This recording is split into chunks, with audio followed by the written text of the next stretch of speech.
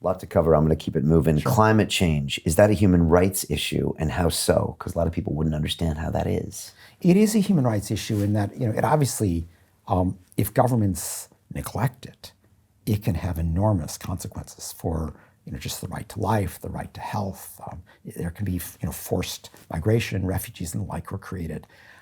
Human Rights Watch's approach has really been to focus, first of all, on defending the environmental activists who are on the front line of trying to fight against not only climate change, but also pollution and deforestation and the like. And that's probably one of the most dangerous professions in the world. If you are a rural environmentalist, out contesting deforestation or mining, you're extremely likely to be killed. Wow. And so we make a great effort to protect those frontline defenders. But we also are working to fight deforestation. We just did a big report in Brazil showing how Bolsonaro, the president there, pretends that deforestation of the Amazon is just a bunch of small little farmers who are eking out a living.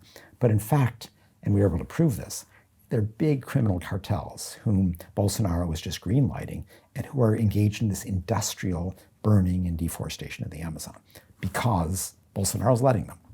Right. So we're trying to stop that. We're doing similar work in Congo and Indonesia. And separately, we're working on coal. Because if you look at coal mining or coal-fired power plants, inevitably they are externalizing many of the costs. So you'll have a highly polluting coal power plant that is spewing toxins to the neighbors around, undermining their health. They pay the price, the coal company doesn't. And if we can kind of force the company to internalize those costs, to ensure the coal production or coal use reflects the real costs to society, you're going to get much less use of coal.